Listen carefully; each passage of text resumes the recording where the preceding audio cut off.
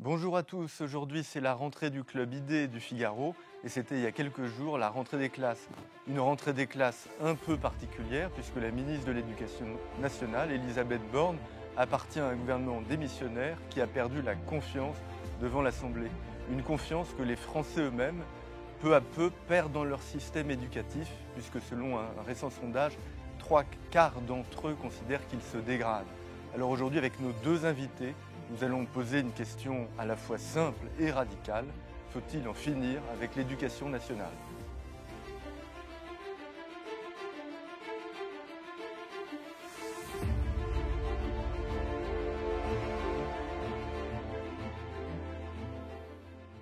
L'école va mal, l'école va très mal, et l'éducation nationale s'approche peut-être d'une forme de faillite à l'image de celle qui menace l'État dans son ensemble.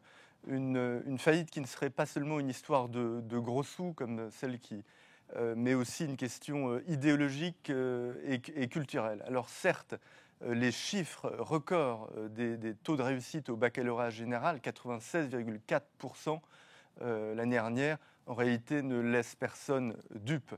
D'après le ministère de l'Éducation nationale lui-même, plus de la moitié des collégiens ont des connaissances insuffisantes en français et en mathématiques à l'issue du collège. Ces mêmes collégiens, pour plus de la moitié d'entre eux, ne savent pas dater la Révolution française. Les révolutionnaires jacobins qui rêvaient de créer un homme nouveau en seraient particulièrement peinés. Mais 50 ans de pédagogisme ont mis à bas une école de la République qui pourtant, naguère, avait su allier rigueur, exigence et égalité. Alors, peut-on encore réformer la rue de Grenelle ou faut-il vraiment en finir avec l'éducation nationale ?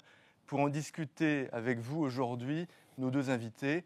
À ma droite, Philippe Nemo, vous êtes philosophe, vous avez été professeur à HEC et le SCP pendant 30 ans. En 2016, vous avez cofondé l'école professorale de Paris que vous dirigez et vous publiez cet été au PUF un essai « L'éducation nationale, origine, apogée et déclin d'une idée » dans lequel vous remettez en cause le monopole éducatif de l'État et posez la question, pas forcément de sa privatisation, mais en tout cas de sa libéralisation, on en parlera.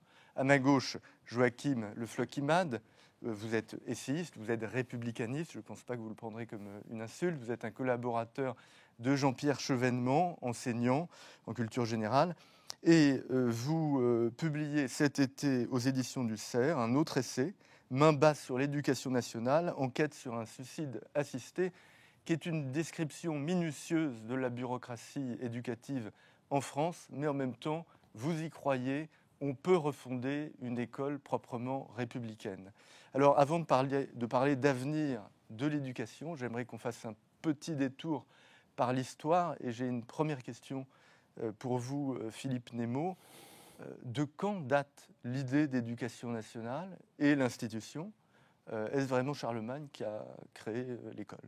Non, pas du tout. L'idée date du XVIIIe siècle et c'est entièrement lié à la naissance de la science moderne à cette époque et à la perception que les savants de l'époque avaient du caractère inadapté de l'enseignement ecclésiastique. Oui.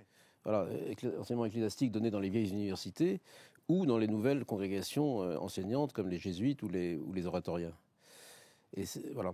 Donc ça, c'est voilà l'idée. La date. Et l'institution, parce que ce qui est intéressant, c'est que sous la Troisième République, au départ, le ministère ne s'appelait pas Éducation nationale. Non, alors l'institution, les choses ont été précipitées.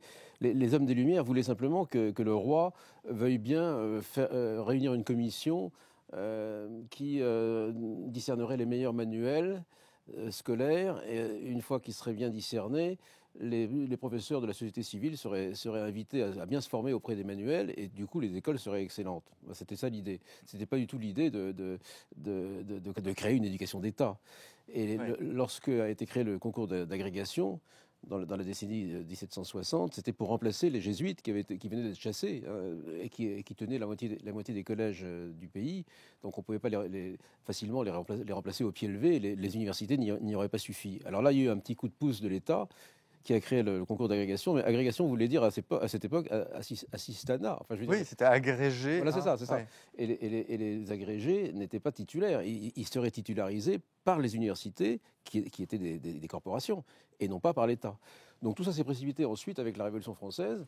Et dans la Révolution française, vous avez deux familles idéologiques complètement opposées sur le plan éducatif. Ce sont les Jacobins, qui voulaient changer la nature humaine, hein, selon la parole stupide de Jean-Jacques Rousseau, qui est un penseur très, très médiocre, hein, de mon point de vue, hein, et très dangereux en plus. Et Jean-Jacques Rousseau avait dit, oui, il faut changer la nature humaine. Alors les Jacobins ont dit, très bien, mais pour ça, il faut avoir un monopole scolaire et arracher les enfants aux familles. C'est une obsession qui dure encore aujourd'hui avec les VARS, hein, où on va enlever aux familles le droit d'éduquer les enfants à l'affectivité, aux relations humaines et à la sexualité. Hein. Bon, en tout cas, les Jacobins, là-dessus, sont chassés par Thermidor. Et puis la fin de la récréation révolutionnaire est sonnée par Napoléon, qui veut remettre de l'ordre. Alors comme c'était un militaire, et en plus un artilleur, comme vous savez, il était persuadé, d'ailleurs c'était à cette époque qu'est apparu le personnage de l'ingénieur, donc il était persuadé que pour remettre de l'ordre, il fallait une unité. Bon, alors il a créé ce qu'il a appelé l'université impériale, qui est l'ancêtre direct de l'éducation nationale, comme institution. Et il a donné à cette institution le monopole de l'enseignement. Alors, ceci dit, ça n'a pas du tout le même sens qu'aujourd'hui, parce que l'université avait elle-même très peu d'écoles. Il y avait quelques universités. Mais par contre, toutes les écoles de France devaient demander l'autorisation d'exister à l'université et puis lui payer une redevance. Ce n'était pas le public qui subventionnait le privé, c'était le privé qui subventionnait le public. Oui. Mais c'est apparu à l'époque comme un scandale. Alors là, si vous voulez, excusez-moi, je parle longuement, mais vous non, mais ça me paraît passionnant pour poser les bases. En matière d'école, quel est le problème ? Le problème, c'est d'enseigner à chaque génération ce qui est vrai, ce qui est bien et ce qui est beau. Oui. Bien. Alors, qui peut l'enseigner ? Ce sont des gens qui disposent par le fait même d'un pouvoir spirituel, d'un pouvoir d'influencer l'esprit des enfants et de la jeunesse. Depuis l'origine de la civilisation occidentale, il y avait toujours eu une séparation entre pouvoir spirituel et pouvoir temporel. D'ailleurs, et ça, peut-être qu'on en parlera un peu plus tard, mais dans l'histoire de l'éducation, il y a quand même une forme d'idée que l'État souverain doit avoir la main. Et là, je ne parle pas du contenu révolutionnaire jacobin de changer l'homme, mais il y a une idée un peu souverainiste et qui se prolonge dans l'école républicaine, autour de la nation. D'ailleurs, on parle d'éducation nationale. Et ce que je remarque, c'est qu'on parle d'éducation nationale, mais le caractère national que l'école pouvait avoir sous la Troisième République, il a un peu disparu. Est-ce que, pour vous, Joachim Le Floquimat, c'est pas quelque chose aussi d'important qui est perdu aujourd'hui ? Je pense qu'on ne dira jamais assez que l'éducation nationale n'est pas un prestataire de service, mais une institution au service de ces mêmes nations qu'on a oubliées, même si en effet le vocabulaire demeure. Ça fait partie de ces termes dont on parle de plus en plus à mesure que la réalité s'évanouit, un peu comme le vivre ensemble, si vous voulez. Mais initialement, au fil des décennies, on a eu besoin d'une éducation nationale. Pour quoi faire ? Pour former des citoyens, pour enseigner la République et pour faire la France, pour constituer un sentiment d'appartenance, pour unir un peuple qui était composé de populations, de communautés disparates. Et donc ça s'est fait à travers une vision républicaine. C'était l'idée chère à Montesquieu que dans le régime républicain, plus que dans n'importe quel autre régime, on a besoin de la toute-puissance de l'éducation. Pourquoi ? Tout simplement parce que la République ne peut fonctionner qu'avec un peuple souverain, c'est-à-dire un peuple qui est autonome dans son jugement. Et cet accès à l'autonomie, cet accès à ce que Muglioni nomme le loisir de penser, il n'est possible que si on accepte un stade d'hétéronomie préalable qui permet la transmission des savoirs. Et je crois que notre école, précisément aujourd'hui, elle est malade du fait d'un émiettement de ses missions, d'un brouillage de ses finalités, puisqu'on est passé d'un impératif de transmission, d'instruction. Ce que vous voulez dire, c'est qu'avant que le citoyen soit autonome, il faut que de l'extérieur, la République lui enseigne des savoirs préexistants qui justement vont lui permettre il faut qu'il ait accès à une langue, à une mémoire commune, à des savoirs qui permettent de constituer une communauté politique. Et on est sorti de cette vision qui, en théorie, était excellente et qui a marché pendant des décennies, au point de nous permettre, et vous le rappelez d'ailleurs dans votre ouvrage, d'avoir eu un des systèmes éducatifs que le monde entier nous enviait pendant très longtemps. Et on est sorti de cette vision au fur et à mesure qu'on est passé de l'impératif de la transmission, de l'instruction, à un impératif d'éducation. C'est l'idée, en effet, qu'il faut, à travers l'école, instituer un homme nouveau, un homme régénéré, dans toutes les dimensions de son être. C'est l'éducation à la sexualité, mais ça va être aussi, par exemple, l'écologie. On voit qu'on ne forme plus aujourd'hui des citoyens, mais on forme des éco-citoyens de plus en plus incultes. Je crois qu'on en parlera au fil de l'émission. Et il me semble que c'est de cette rupture dans les finalités de l'école que découlent tous les maux qu'on constate jour après jour, année après année, l'effondrement du niveau, la crise de la transmission, le mal-être des personnels, la montée des violences dans la société. On va en parler. Moi, j'avais une vision très monolithique de l'école de la République, de l'école de Jules Ferry. Et Philippe Nemo, vous dites quand même, vous êtes très critique du monopole éducatif de l'État, mais vous dites quand même qu'il y a une apogée de ce système. Et pour vous, dès les années 30, dès les années 20-30, ça commence à capoter. Racontez-nous ce tournant. Bien après Jules Ferry. En réalité, il y a, au plan des principes, si vous voulez, l'éducation nationale est un tel désastre qu'il faut vraiment réfléchir à la racine. Oui. Et c'est un désastre qui compromet tout l'avenir de la France. Et beaucoup de problèmes du pays, à mes yeux, vous me direz que j'ai peut-être une déformation professionnelle en tant que professeur, ont pour origine un déficit de l'éducation depuis 50 ans en France. Vous avez des gens qui sont titulaires des plus hauts diplômes et qui exercent les plus hautes fonctions, préfets, sous-préfets, et qui sont des gens complètement incultes. Voilà, c'est ça la réalité. Donc, ça ne peut pas durer comme ça, parce que ce n'est pas au moment où les Russes font des armes absolument terrifiantes qu'on va avoir des ingénieurs moins qualifiés qu'avant. Le pays lui-même ne peut subsister. Voilà pourquoi il faut remonter aux racines. Si vraiment le système ne marche pas, il faut savoir pourquoi il est né et qu'est-ce qu'on peut éventuellement y changer. Moi j'aime pas l'expression se débarrasser de l'éducation nationale. Il ne s'agit pas de faire un travail de casse, mais on peut se débarrasser d'un certain concept de l'éducation nationale pour mettre en place un système qui marche mieux. Alors il y a eu deux grandes choses problématiques. D'une part, quand les révolutionnaires, puis Napoléon, mais Napoléon avait un but pragmatique, il n'avait pas un but spirituel. D'ailleurs, dans les lycées napoléoniens, il y avait des aumôniers, et c'était eux, et la messe était obligatoire, donc c'était eux qui exerçaient le pouvoir spirituel. Donc, si vous voulez, il y avait quand même un problème que l'État s'empare du rôle qu'avait eu l'Église précédemment. Pendant des siècles et des siècles, vous aviez une séparation du pouvoir spirituel et du pouvoir temporel, et chacun des deux était limité par l'autre, en quelque sorte. Et là, comme on veut arracher les enfants à l'Église, parce qu'on veut faire advenir la France à l'âge de la raison et de la science, on croit que pour venir à bout de ce Léviathan qu'était l'Église, il faut rien de moins qu'un autre Léviathan, à savoir l'État. Donc l'État s'empare de l'éducation, mais du coup, vous avez une fusion du pouvoir spirituel et du pouvoir temporel. Et l'État devient une nouvelle Église. Et c'est pour ça que dès que Napoléon a disparu, des milliers de voix se sont élevées en France contre cela. Et on a remis en cause le monopole napoléonien au long du XIXe siècle par 3 lois.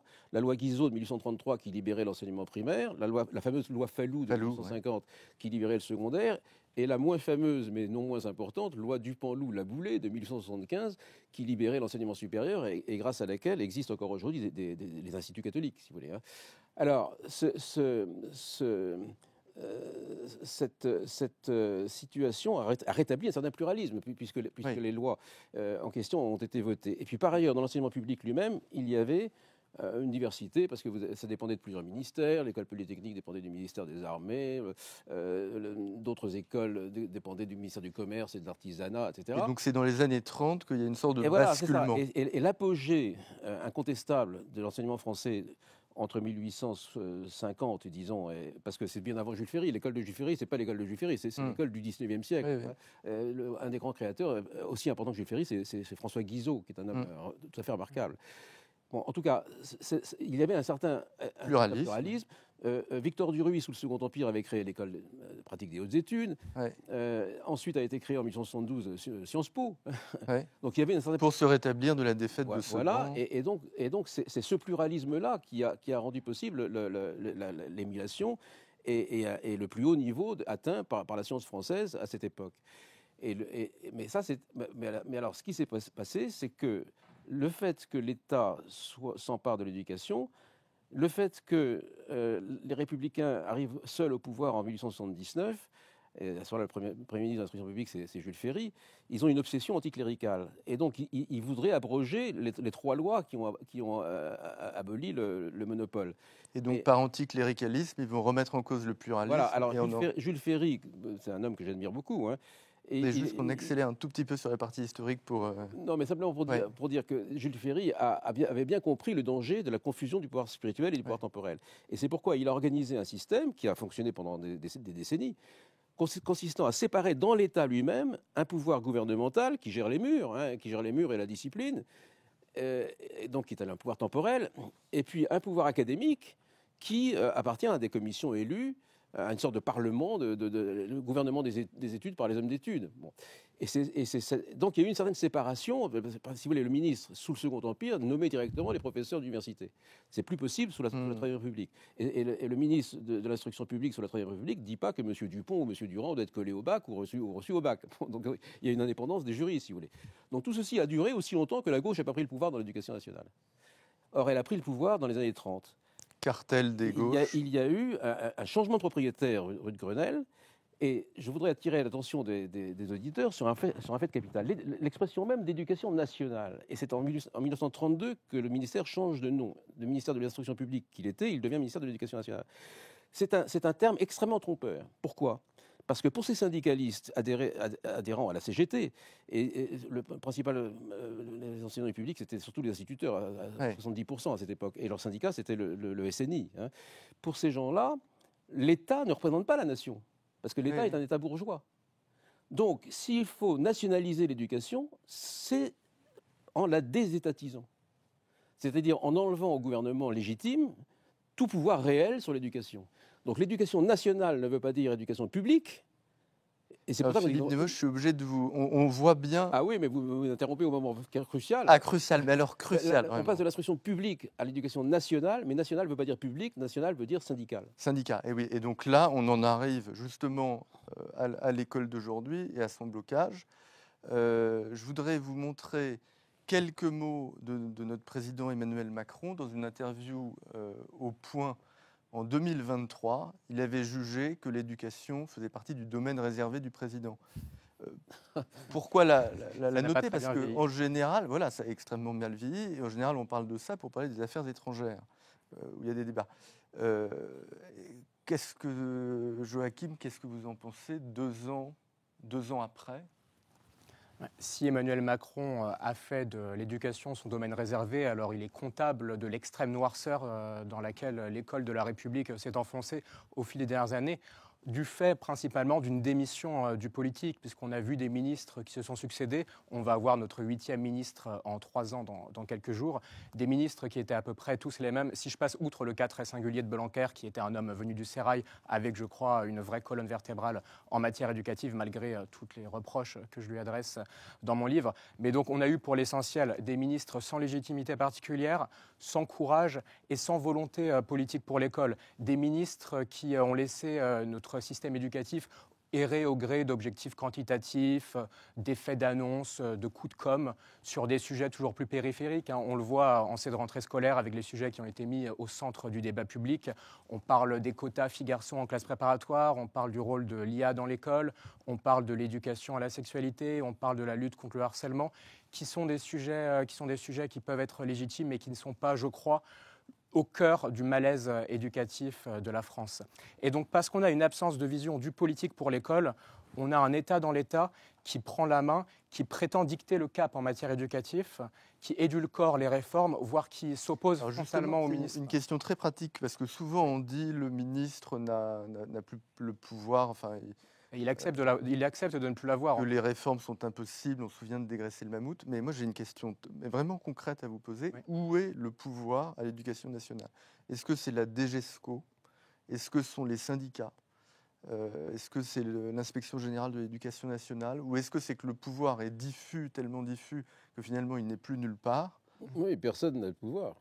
Est-ce que parce que c'est au cœur de votre livre. On a une école qui navigue à vue avec un pouvoir qui est diffus au sein d'un État dans l'État, qui n'est pas un groupe homogène, mais qui est une constitution, une coalition, si vous voulez, d'acteurs hétéroclites. Donc pour vous, ça va vous appelez l'État profond, oui. C'est une coalition d'acteurs, mais il n'y en a pas un qui se détache particulièrement. Non, il y en a qui ont plus de pouvoir que d'autres. Je pense à ces bureaucrates inamovibles qu'on retrouve rue de Grenelle depuis des décennies, peu importe le verdict des urnes ou l'orientation politique du ministre. Je donne un certain nombre d'exemples dans l'ouvrage, mais je pense par exemple à une rectrice, Anne Bizani-Faure, qui est rectrice depuis 2016, donc qui a vu passer 8 ministres différents sur des lignes en tout point antagonistes. Je pense à quelqu'un comme Jean-Marc Huard, qui a été successivement DGESCO sous Jean-Michel Blanquer et directeur de cabinet de Pape Ndiaye, donc des personnalités que tout oppose encore une fois, mais à l'État profond, ça va être aussi les recteurs qui se sont constitués des sortes de baronnies. Parce que tout en haut, il y a la direction générale de l'enseignement, qui est censée de la cheville ouvrière du ministre, mais qui est de plus en plus un ministre bis. Et après, il y a les recteurs dans les différentes académies, et l'inspection générale, c'est un peu la figure tutélaire de...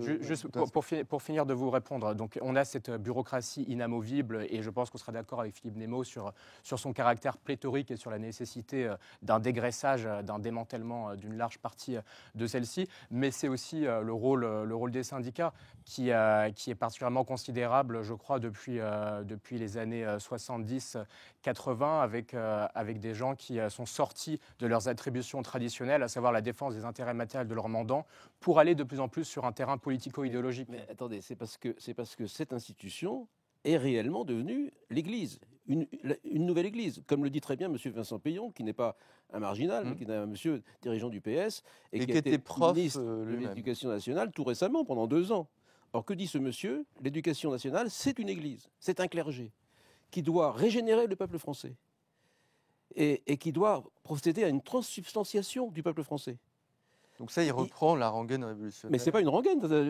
Il la chante mieux que jamais auparavant. Si vous voulez. C'est une merveille de voir qu'au XXIe siècle, il s'exprime plus clairement que Robespierre sur le but de Robespierre, si vous voulez.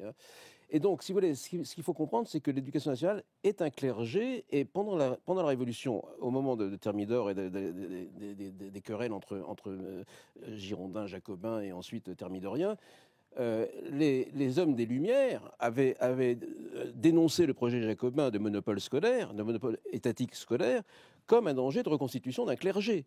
Ils n'avaient pas lutté pendant tout le XVIIIe siècle contre le dogmatisme prétendu, en tout cas de l'Église, pour reconstituer immédiatement un nouveau dogmatisme.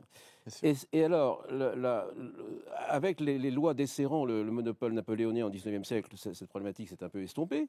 Mais en 1903, Clémenceau lui-même, était un très grand homme, Clémenceau, qui n'est pas seulement le vainqueur de la guerre, mais c'était un homme très plein de discernement, a soutenu au Sénat, il a combattu au Sénat une loi qui visait à abroger la loi Fallou. Et donc il a dit que si on abrogeait la loi Fallou, on reconstituait le monopole total de l'éducation.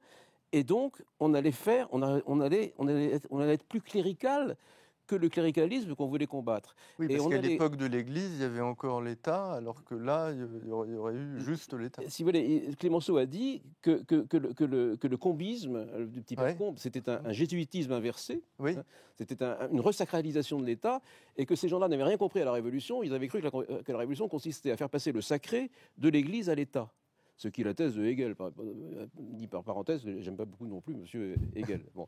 C'est le seul philosophe qui a assumé cette substitution de l'État à l'Église comme pouvoir spirituel. Et donc Clémenceau disait, vous allez reconstituer un pape, mais un pape à 1000 têtes, donc un clergé plus redoutable que le précédent, parce qu'il n'a pas de pape, il a un pape à 1000 têtes. Et c'est ce que nous avons aujourd'hui avec les 1000 têtes que vous étudiez dans votre livre, qui sont des têtes malheureux. Moi, j'ai une petite compassion pour eux, parce qu'ils ne sont pas tous idiots, donc ils voient bien le désastre. Mais ils sont absolument persuadés qu'ils n'y peuvent rien. Oui. Moi, certains édulcorent quand même bien la réalité. Comment ? Certains s'efforcent quand même de bien édulcorer la réalité, de l'euphémiser. J'ai une question sur ces 1000 têtes. De quelle couleur sont-elles ? Parce que elles sont rouges. Oui, rouges, mais quelle nuance de rouge ?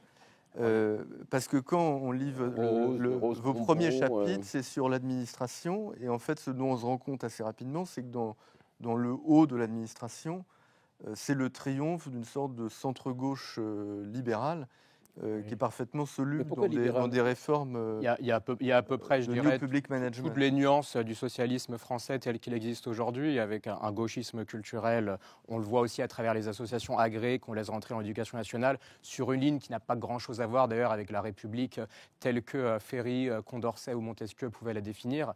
Mais c'est aussi des socialistes qui sont sur une ligne beaucoup plus technocratique et gestionnaire. Je parle notamment du rôle des gestionnaires de Bercy dans mon ouvrage, qui non seulement imposent des coûts budgétaires systématiquement mal ciblés, au détriment de ce qui devrait être nos priorités en matière éducative. Je pense au traitement des professeurs, je pense aux primaires, je pense à l'investissement dans des locaux qui très souvent tombent en ruine.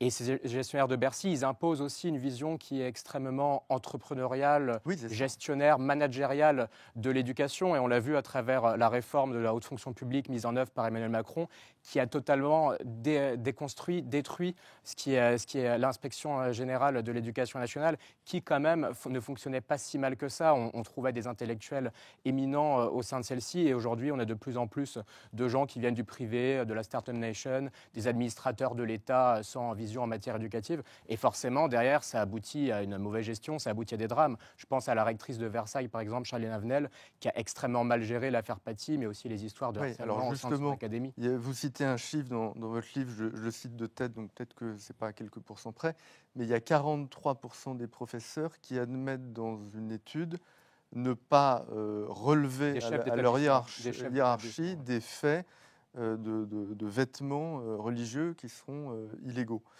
C'est ce que dit monsieur Patrice Romain, dont je parlais tout à l'heure. Oui, mais alors moi, je voudrais juste ajouter une chose, c'est que dans le même temps, aux dernières élections, on s'est rendu compte d'une chose, c'est qu'un cinquième des enseignants votaient RN. Oui. Alors que jusqu'à présent, s'il y avait bien un bastion corporatiste qui échappait au vote de Rassemblement national, c'était bien les enseignants. Et donc là, il y a une sorte de tension entre, d'un côté, une extrême gauche, on le voit, qui est très bruyante, et dont on voit les effets tous les jours, un centre-gauche qui navigue à vue, et de manière très silencieuse, on voit aussi des enseignants qui, en fait, ressemblent de plus en plus à la sociologie électorale du pays. Comment vous comprenez ce paysage morcelé ? Je pense que le corps enseignant vit ce que le reste de la nation française subit. Il y a un mal-être terrible des personnels éducatifs qui sont souvent, qui se sentent en première ligne face à des problèmes qui se posent en matière de violence, de communautarisme. Ils se sentent extrêmement abandonnés par l'administration, par la hiérarchie. On l'a vu aussi récemment avec l'histoire de cette directrice d'école dans le Cantal qui s'est suicidée à la suite de longs mois de harcèlement au cours desquels elle a estimé ne pas avoir été soutenue par l'éducation nationale. Donc on voit que la fin du pas de vague, c'est en théorie, mais en pratique, c'est un peu plus complexe. Harcèlement homophobe. Complexe, harcèlement, exactement, lesbophobe dans son cas.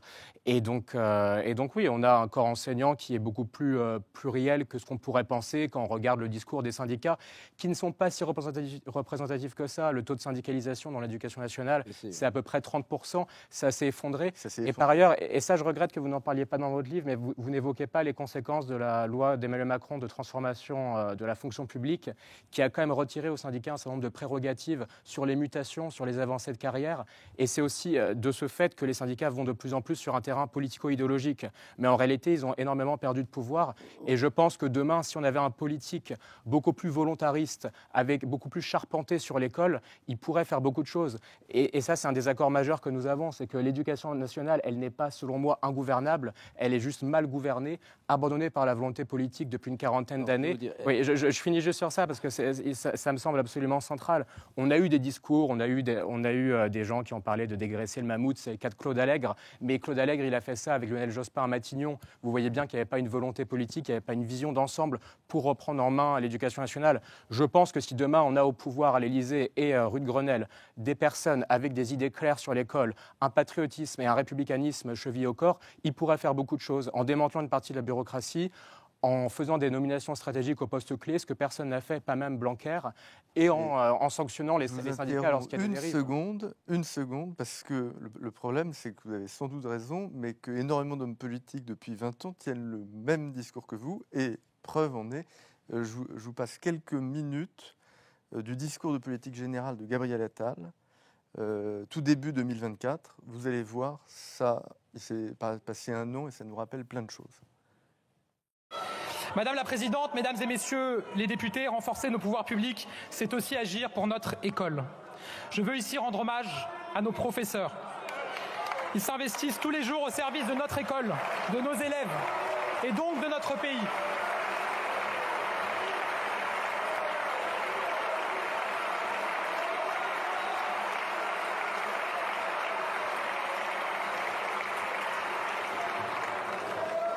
J'ai souvent dit ma fierté d'être leur ministre et aujourd'hui, comme Premier ministre, je n'oublie rien de ce que nous leur devons et je serai toujours à leur côté.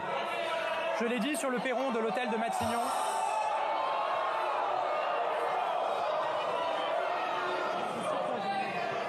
Je l'ai dit sur le perron de l'hôtel de Matignon dès mes premières minutes comme Premier ministre, l'école est la mère des batailles. L'école est la mère des batailles. C'est à la fois parfaitement vrai et en même temps ça... C'est pas le discours que je viens de tenir, hein, juste pour la parenthèse. Moi, j'ai proposé un programme de reprise en main de la technostructure. Là, on est juste sur un discours très abstrait sur les valeurs et les principes. Oui, mais en revanche, quand même, tous les ministres de l'Éducation nationale, beaucoup en tout cas, il y en a qui n'ont pas fait de vague, mais on dit qu'ils voulaient refonder l'école. Même ces expressions, refonder l'école, en refaire un sanctuaire, etc. Comment y croire quand pendant des années, on a eu la preuve que les promesses n'étaient pas tenues. Ces députés qui se lèvent pour approuver cette déclaration de principe du Premier ministre, c'est très sympathique, mais combien d'entre eux seront prêts à voter des mesures permettant de débloquer le système ? Et c'est pour ça qu'il faut une analyse de fond, si vous voulez. Vous avez d'abord un petit mot sur les 20% d'enseignants qui votent Front National. Effectivement, ce qui est rouge, c'est les structures hiérarchiques de l'éducation nationale. Les professeurs sont de toutes les couleurs, enfin, pas exactement toutes les couleurs, mais enfin, ils peuvent être de toutes les couleurs pour une raison extraordinaire, c'est que le métier d'enseignant est un métier idéaliste, merveilleux, et vous avez des gens qui adhèrent à ce métier indépendamment qui cherchent le vrai, le beau et le bien, et qui ne s'intéressent pas du tout à la politique. Donc ils peuvent, le moment venu, voter pour un tel ou un tel. Mais si vous voulez, l'essentiel, ce qui me frappe dans votre livre, c'est que vous faites les meilleurs diagnostics. Votre livre est brillant, et très bien informé. Je me demande comment, si jeune, vous avez déjà récupéré tant d'informations. Mais à aucun moment, vous ne remettez en cause le principe même de l'éducation nationale comme système étatique, ou prétendument étatique, puisque comme j'ai dit tout à l'heure, il ne l'est pas. Bon, alors, évidemment, si on dit, très bien, l'éducation nationale aboutit à ce que la France soit au dernier rang des classements internationaux. Par ailleurs, il y a une domination idéologique insupportable, puisque la France est moitié-moitié de droite et de gauche. Il n'y a aucune raison que les écoles soient à 95% de gauche. Bon, si on dit ça, on peut être tenté par comment vous appelez ça, les faux remèdes. Les faux remèdes consistant à privatiser l'école ou à laisser se créer des écoles libres. Et moi, dans mon livre, j'ai essayé, ça m'a coûté un peu d'effort, hein, parce que si vous voulez, quand on regarde l'histoire, on voit que même depuis Platon, l'académie de Platon n'était pas étatique, bien sûr. Jamais le gouvernement d'Athènes ne s'est mêlé du programme interne de l'académie de Platon, mais elle n'était pas non plus purement libérale. C'était à la génération d'avant, c'était les sophistes qui faisaient payer leurs élèves. Platon, il avait trouvé une solution, c'était de prendre l'argent du tyran de Syracuse, qui était un homme extrêmement riche, hein, comme beaucoup de tyrans de cette époque, et c'est avec cet argent-là que l'Académie a pu exister, et c'est ce qui a permis à Platon d'écrire sur la porte de l'Académie que nul n'entre ici s'il n'est géomètre, c'est-à-dire que nul n'entre ici s'il n'a pas le bac, en quelque sorte, avec mention très bien, parce que même s'il n'est pas riche, il va pouvoir étudier chez moi. Donc, si vous voulez, dans toute l'histoire, après, pendant 2000 ans d'histoire avec l'Église, c'est pareil, vous avez des institutions pérennes qui gèrent l'éducation. C'est-à-dire que jamais on a eu parfois un système libéral, par exemple au XVIIe siècle, les grandes familles aristocratiques qui louent les services d'un précepteur. Voilà. Donc on a quelques cas, hein. Mais en général, l'éducation a toujours été faite par des institutions pérennes et fonctionnant plus ou moins hors marché. Et donc, en Et fait, il doit y avoir une raison de fond à ça. Et la raison de fond, je le dis très rapidement, c'est que l'éducation produit des externalités. C'est-à-dire que quand vous enseignez quelque chose à un enfant, vous ne rendez pas service seulement à cet enfant, mais aux gens avec qui vivra cet enfant plus tard. Oui. Et inversement, si vous n'enseignez pas les enfants, ça produit des externalités négatives, à savoir que la société va se désarticuler. Et c'est pas du tout sympathique de croiser à 100 à l'heure une voiture dont on pense que le conducteur ne sait pas lire, parce que s'il ne sait pas lire, il ne peut plus lire les panneaux. Enfin bref, c'est mon intérêt que vous soyez éduqués. Donc tout ça milite en faveur d'un financement collectif de l'éducation, du moins jusqu'à un certain point. Et pour un certain type d'éducation, on peut distinguer éducation générale ou éducation professionnelle. L'éducation professionnelle est immédiatement rentable, alors que l'éducation générale ne l'est pas. Mais ce n'est pas parce qu'on a un financement collectif qu'on a forcément une prestation. Donc en fait, vous distinguez le financement, la gestion d'un établissement, il faut, en et matière l'enseignement éducative, découpler le problème du financement du problème de la prestation. Et c'est ce qu'on fait dans beaucoup de pays démocratiques, en Suède, aux États-Unis, en France même. D'ailleurs, on a un enseignement privé sous contrat qui fonctionne depuis 65 ans sans un icroche. C'est bien la preuve que c'est valable. Il y a un financement public qui est financé, mais par ailleurs, il y a quand même un chapeautage par l'État des programmes. Autonomie, de mon point de vue. Mais en tout cas, c'est le principe. Vous avez des associations qui possèdent des écoles privées sous contrat, et donc c'est pas l'État. Hein. Mais par contre, l'État paye les professeurs. Donc, si vous voulez, partout où ce système existe, il y a les charter schools américaines, il y a les charter schools anglaises, il y a les magnifiques écoles indépendantes suédoises. Moi, j'ai visité 10 d'entre elles. Juste un petit mot, en 1990, le gouvernement social-démocrate suédois, les Suédois ont toujours été gouvernés par des sociaux-démocrates, mais alors ça tombe bien parce que comme c'est les syndicalistes qui sont au pouvoir, ils sont pas embêtés par les syndicalistes de la base, puisque, bon, c'est le même bord. Et ils ont trouvé que le système marchait mal. Alors ils ont municipalisé l'éducation. Et le ministère n'a plus géré l'éducation, mais on a divisé, il y a 200 communes à peu près en Suède, et on donne à chaque commune l'argent qui correspond au nombre d'enfants qu'ils ont. Et après, avec cet argent, ils payent les écoles locales en les surveillant mieux que le ministère central pouvait le faire. Et puis 2 ans après, la droite est arrivée au pouvoir, elle a dit très bien, on va ajouter un codicille à cette loi excellente, à savoir que si quelqu'un veut proposer une école indépendante, il va aller dans une commune. Alors, il faut que son projet soit agréé parce qu'il y a des critères. Hein. Mais si son projet est agréé, il arrive dans la commune et la commune va être obligée de lui donner de l'argent au prorata des élèves qui s'inscriront dans son école. Ah oui, d'accord. Alors, ça a eu un double effet bénéfique extraordinaire. Des centaines d'écoles excellentes se sont créées aussitôt dans les années qui ont suivi. Et les écoles publiques qui voyaient fuir leurs élèves et leur financement ont été obligés de réagir en travaillant mieux. Donc, il y a eu un effet formidable d'émulation. Et j'ai visité des écoles, je vous le disais, alors vous avez un personnage essentiel, qui est le chef d'établissement. Et le chef d'établissement, c'est quelqu'un qui est là depuis 5 ans, 10 ans, 15 ans. Éventuellement, c'est lui qui a fait construire les locaux. Oui. Et du coup, il y a un pilote dans l'avion. Et ça, vous plaidez en faveur de l'autonomie. Il y a une image que j'utilise dans l'ouvrage et qui, je crois, synthétise notre divergence sur les propositions. Je parle du fait qu'on serait à bord, en quelque sorte, du Titanic et qu'on est en train de foncer vers l'iceberg. Vous proposez que chacun affrète son canot de sauvetage et se débrouille en quelque sorte. Il y aurait moins de morts. C'est le libéralisme scolaire. Moi, je propose de changer le cap du bateau et je pense que c'est beaucoup plus efficace. Il est trop tard. J'ai lu vraiment attentivement votre ouvrage. C'est extrêmement documenté et intéressant sur les modèles éducatifs. C'est plein d'exemples. J'ai énormément appris, franchement, en lisant ça. Sauf que vous vous tirez un peu une balle dans le pied pour plusieurs raisons. D'abord parce qu'on ne peut pas copier-coller en France des systèmes éducatifs étrangers. Un système éducatif, ce n'est pas une réalité autonome. Votre proposition de s'inspirer de ce qui se fait ailleurs, ça fait fi d'un rapport à l'État, ça fait fi d'un rapport à la nation, ça fait fi d'un d'un imaginaire, d'un rapport à la République. Et je crois que vous proposez en quelque sorte une greffe qui ne saurait prendre, puisqu'elle est pensée indifféremment de ce que nous sommes culturellement et historiquement. Et par ailleurs, les exemples que vous prenez ne me font franchement pas rêver. Juste la Suède. La Suède, elle a embrassé le libéralisme scolaire dans les années 90.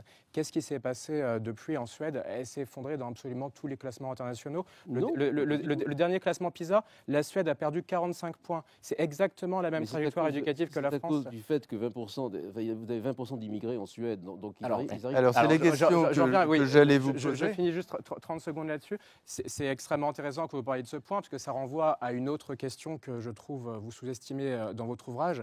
C'est le fait que la crise de l'école, c'est aussi une crise du corps social. Le débat, c'est moins de savoir quelle est la part de public, privé, d'écoles indépendantes. C'est de savoir quel est le projet pour la nation, quel est l'état du corps social. Et je trouve que vous ne parlez pas suffisamment des problèmes de communautarisme, d'immigration, la grande vague de l'individualisme, la dilution du sentiment national. C'est ça, pour moi, qui est au cœur de la crise de l'école. Et c'est sur ça que le politique... On dit que l'école est un sanctuaire, mais en fait, elle est le miroir de la société. Et juste en une phrase, pour finir sur les modèles étrangers, vous en parlez vous-même, mais les systèmes éducatifs qui rayonnent le mieux aujourd'hui dans le monde, je pense au système asiatique, Taïwan, la Corée du Sud, la Chine qui est deuxième au classement PISA, Hong Kong, etc. Ce sont quand même, pardonnez-moi, mais des systèmes plutôt centralisés. Oui, mais la question, ce n'est pas uniquement le libéralisme scolaire. Ils peuvent marcher parce qu'à Singapour, il y a 6 millions d'habitants. Oui, il n'y a pas le collège unique. Non, mais en plus, il y a 6 millions d'habitants. Donc, si vous voulez, le fond du problème, c'est que vous l'avez d'ailleurs vous-même démontré. À mon tour, je vous mets en contradiction avec vous-même. Vous avez démontré que le système ne marchait pas. Et le livre auquel je faisais allusion de Patrice Romain, c'est terrifiant. Étant donné que... Attendez, je vais en dire rappelez qui est Patrice Romain. C'est un auteur que j'ai découvert il y a quelques semaines, donc je suis plein d'enthousiasme. Et je regrette de ne pas l'avoir découvert avant, parce que j'en aurais fait bon usage dans mon propre analyse. C'est un chef d'établissement qui fait toute sa carrière et qui, parvenu à l'âge de la retraite, publie une série de livres pour dire son expérience. Enfin, il crache le morceau, si vous voulez. Et le diagnostic est absolument horrible, mais très éclairant. Enfin, les deux vont ensemble. Il dit que ce système est tellement impotent que personne, à son niveau, ne pense pouvoir l'améliorer. Donc, le corps enseignant est très désespéré, en fait. Parce qu'on voit bien que si on fait plein d'efforts pour aider des élèves, bon, mais l'année d'après, ils vont arriver dans d'autres classes, ils ne sauront plus ce qui se passe, et s'il suffit que l'autre professeur ait une philosophie pédagogique différente pour que tous les efforts que le professeur aura fait servent à rien. Donc chaque chef d'établissement sait aussi qu'il est soumis entièrement aux circulaires. Il peut rien faire. Donc, comme tout homme veut tout de même valoriser sa vie, à quoi rêve un chef d'établissement ? À une promotion. Par exemple, passer d'un petit collège à un gros collège, d'un collège du fond de la campagne à un collège du centre d'une grande ville, et pourquoi pas à Paris, le proviseur du lycée Louis-le-Grand. Bien. Mais pour qu'il ait des promotions, il est absolument impératif qu'il n'y ait aucune vague dans son établissement. S'il y a une vague, il est éliminé. Donc il n'y a pas de vague. Alors évidemment, il y a des vagues. Il n'y a pas de vague, mais à la fin, aucun problème n'est résolu. Et donc, on l'a vu encore récemment, un type qui avait menacé de mort un professeur qui réintégrait dans l'établissement. Quelle rationalité vous pouvez avoir ? Les chefs d'établissement suédois dont je vous parle, mais j'en connais d'autres aussi en France, dans le privé sous contrat. Ils sont maîtres de la maison, si vous voulez. Si vous avez un enfant qui met le feu à la maison, il est viré. Bon, et du coup, il aura moins envie de mettre le feu à une autre maison. Là, tout est bloqué. Alors, j'en viens à mon point. Ce système est absolument irréformable. Il est irréformable. 80 ministres, ou plus, ont essayé de le réformer. Aucun n'y est arrivé. De Gaulle n'y est pas arrivé. Jean-Pierre Chevènement. De Gaulle n'y est pas arrivé. Ni Mitterrand, ni personne d'autre. Parce que c'est un bloc monstrueux. C'est 1 200 000 personnes. Personne ne peut gouverner ça, si vous voulez. C'est lequel de vous deux écrivait que c'était l'équivalent de l'armée indienne en termes de personnel. Non, mais je suis sûr que l'armée indienne marche mieux parce que il y a un côté hiérarchique. Vous savez, c'est pas dur. Il y a une hiérarchie générale, le colonel obéit au général. Alors que là, vous l'avez rappelé, le DAZN n'obéit pas au recteur, qui n'obéit pas au ministre, qui n'obéit pas le cabinet du ministre n'obéit pas au ministre. Tout ce que... Donc, puisque c'est irréformable, il faut impérativement faire des choses en marge. Il faut changer le système en créant des choses à donc l'extérieur. pour vous, ce n'est pas une grande révolution, c'est par les marges que petit à petit... Absolument, et en suivant le principe que j'ai exposé brièvement tout à l'heure, financement public, prestations privées. Et c'est très simple, vous avez une loi qui fait un cahier des charges, et des gens peuvent proposer de créer des écoles. Et avec des critères très stricts, un programme minimum évidemment, un programme très précis en matière d'éducation civique, ça on peut en revenir, on peut y revenir si vous voulez. Et si le projet d'école correspond à ce cahier des charges, une commission indépendante dit oui ou non pour le projet. Et si ce projet est accepté, à ce moment-là, l'école en question reçoit soit du ministère central, soit des rectorats, soit des collectivités locales, on peut toujours discuter de ça, une somme qui lui permet de fonctionner. Il recrute lui-même ses professeurs, comme c'est le cas en Suède, et comme c'est le cas dans les charter schools. Ça, c'est très important, le recrutement des professeurs. Et aussi le renvoi des professeurs qui marchent mal. Une question que je voulais vous parler. Et donc, je termine. Vous avez donc à la fois une école républicaine, pour employer votre vocabulaire, gratuite pour tout le monde. Il n'y a pas d'école des riches et d'école des pauvres. Mais il y a une pluralité de prestations, et cette pluralité ne joue pas forcément, comme on le croit, dans le sens d'un éclatement, d'une divergence. Par exemple, rien ne ressemble plus à une bagnole aujourd'hui, enfin qu'une voiture, qu'une autre voiture, bien qu'il y ait des constructeurs extrêmement concurrents les uns les autres. Mais ils sont tous contraints par la largeur des routes, et puis ils sont tous contraints par le fait que quand quelqu'un a fait mais chacun peut faire une innovation qui va apporter des choses. Cette crise des enseignants, il y a 1,2 million d'enseignants. De personnel dans l'éducation nationale, 340 000 personnels administratifs. Donc ça fait quand même 850 000 professeurs. 850 000 enseignants, c'est considérable. Et l'éducation nationale, d'ailleurs, n'arrive plus à recruter. Oui. Vous citez un exemple qui sont les instituteurs dans l'Académie de Créteil. Je crois qu'on est reçu à 4 sur 20 au concours. Et de mémoire, j'ai souvenir pareil du taux d'admission pour le CAPES de mathématiques. Je crois que c'était dans les mêmes eaux, c'était 4 sur 20. C'est-à-dire que le niveau de mathématiques doit être extrêmement faible. Alors ce n'est pas gênant dans le cadre d'une... C'est pas mieux dans le privé d'ailleurs, parce qu'il y a une crise vocationnelle dans l'enseignement public, mais on n'y répondra pas par davantage d'autonomie. Il y a tout autant de problèmes qui se posent dans l'enseignement privé. Plus personne n'a envie d'aller enseigner, mais c'est ce que vous disiez, c'est parce que la société est rentrée dans les salles de classe. Et parce que la société s'est retournée contre le savoir et contre les valeurs de la connaissance. Il y a deux choses en tout cas. Contre le libéralisme, je vais dire simplement la chose suivante. On manque de professeurs de mathématiques. Il n'y a qu'à les payer 4 fois plus que les professeurs de lettres, si c'est ça le rapport. Mais c'est absolument impossible avec la grille de la fonction publique. Ou alors, on paye peu les professeurs, mais... Ça vous plaît, cette idée de payer 4 fois plus? On manque de professeurs dans énormément de disciplines. Et attendez, je ne pense pas que ce serait très réaliste. Il y a aussi un autre choix. Moi, quand j'étais lycéen, je ne me rendais pas compte de l'excellence de l'école que j'avais. Mais c'était naturel à cette époque. Eh bien, on était 45 par classe. 45. Donc, si vous pouvez très bien choisir de payer 100 un professeur qui va avoir 20 élèves, ou de payer 200 un professeur qui va en avoir 40. Vous voyez ce que je veux dire? Ça s'appelle la liberté de gestion. Et c'est exactement la liberté qu'ont les gens que j'ai vus en Suède ou en Amérique. D'aucune liberté de gestion dans les établissements? Aucune liberté de gestion. Non, moi je pense que le système actuel n'est pas si mal et que le cœur de ce qui fait la crise éducative... Qu'est-ce qu'il faut changer?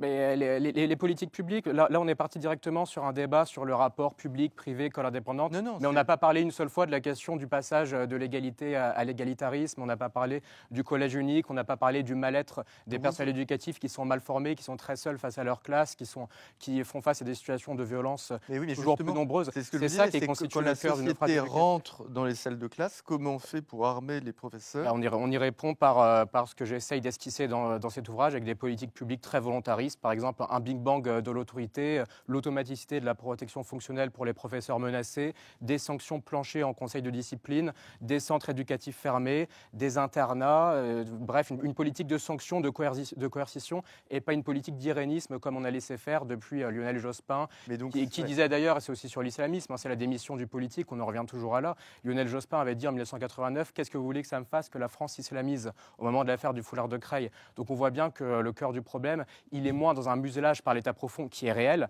mais qui n'est possible que parce que le donc c'est politique moins un a problème de démissionné. structure que d'idéologie. Exactement. C'est-à-dire qu'il y a une structure Il y a un qui problème de existe structure. depuis longtemps. Oui. Si on la remplit avec la bonne pensée, Et si on ça fait les pourrait marcher transformations de qui nouveau. s'imposent sur les structures, c'est pour ça que je ne suis pas naïf sur tout ce que vous décrivez avec beaucoup de justesse.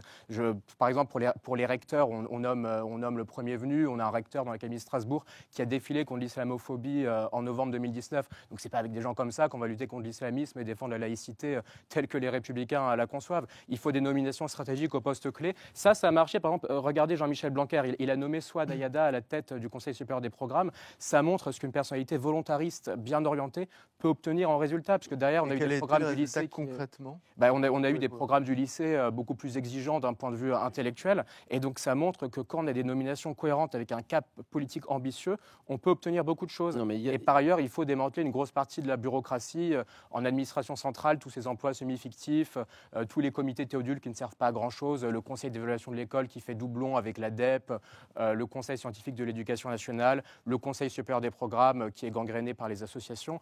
Ça, il faut agir là-dessus et il faut sanctionner les syndicats lorsqu'il y a des dérives. Je pense à ces syndicats qui bafouent le devoir de neutralité, le devoir de loyauté. Par exemple, avec ceux qui ont pris en otage des copies du bac sous Blanquer. Vous oubliez une chose. Il n'y a jamais de sanction aujourd'hui. Il ne faut en effet pas confondre l'idéologie et les structures, mais il y a un lien mécanique entre l'une et l'autre, entre les unes et l'autre. C'est-à-dire que c'est parce que les structures sont étatiques, monopolistiques et centralisées qu'une certaine idéologie y a pris le pouvoir, et ensuite cette structure s'auto-recrute pendant des décennies, et donc vous avez un monocolorisme idéologique à la fin.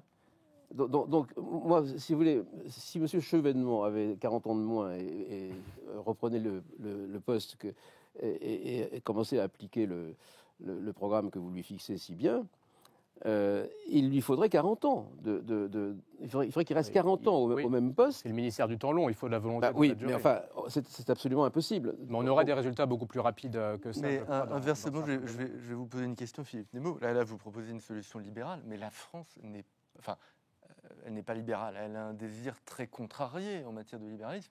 Est-ce que vous y croyez ? Est-ce que vous plaquez pas des réflexions brillantes sur d'autres systèmes dans un pays qui est récalcitrant en matière de libéralisme? Excusez-moi, votre honneur, la Suède est encore moins libérale que la France. C'est un pays entièrement socialiste depuis le début. Et c'est la Suède, qui a fait cette réforme dont je parlais. Les Français aiment bien la liberté. Oui, la liberté, oui. La preuve, c'est que, à mesure que les belles politiques de vos amis détruisaient l'école publique, il y a une immense appétence pour l'école privée qui a joué un rôle de soupape. Et maintenant, le problème, c'est pas comme au début du siècle, école catholique, école laïque, c'est école publique, école privée. Même les enfants de Comme cette soupape n'était pas suffisamment ouverte, une autre s'est ouverte, qui sont les écoles hors contrat, qui se sont multipliées par 500% depuis quelques années.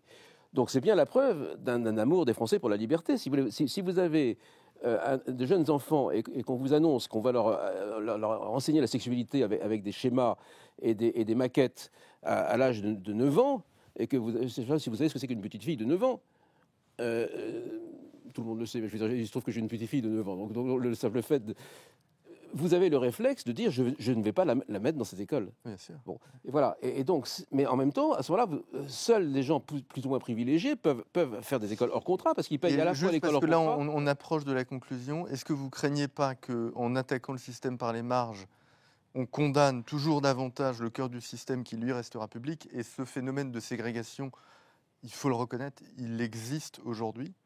Et donc, est-ce que ça va pas... Ce phénomène de ségrégation. C'est-à-dire que, disons les choses clairement, les enfants de bourgeois vont dans le privé, et donc dans le public est de plus en plus... Avec le système que je propose, les enfants de prolétaires iront aussi dans le privé. Ah oui, parce que ça c'est... excusez-moi, vous oubliez ça. Non, mais... je propose pas... Justement, j'ai commencé par dire que je ne voulais pas école des riches, école des pauvres. Oui, mais dans les faits, partout où on a mis en œuvre des mesures type école indépendante, chèque éducation, on a vu une hausse des inégalités sociales et géographiques. Non. Si, regardez ce qui s'est passé passé en Suède et regardez ce qui se passe avec Milei en Argentine. Ben, il y a tout un tas d'études qui montrent une hausse des inégalités scolaires et sociales. Non, c'est faux, c'est absolument faux. Par ailleurs, la Suède n'est pas un modèle éducatif, elle s'est effondrée au classement PISA comme nous.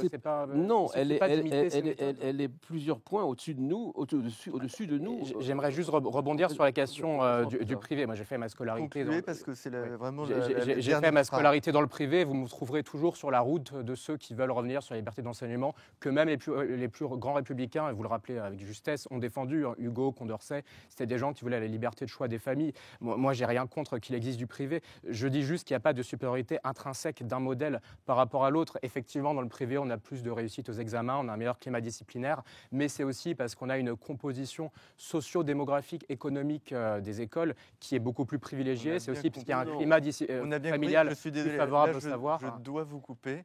On aura bien compris que vous êtes d'accord largement sur le constat, mais que vous divergez franchement sur les solutions. Oui. Et je vous en remercie parce que c'est d'autant plus riche. Et je vous dis à la semaine prochaine pour une nouvelle émission du Club ID du Figaro. Merci Philippe Nemo, merci Joachim Le Floch-Imam.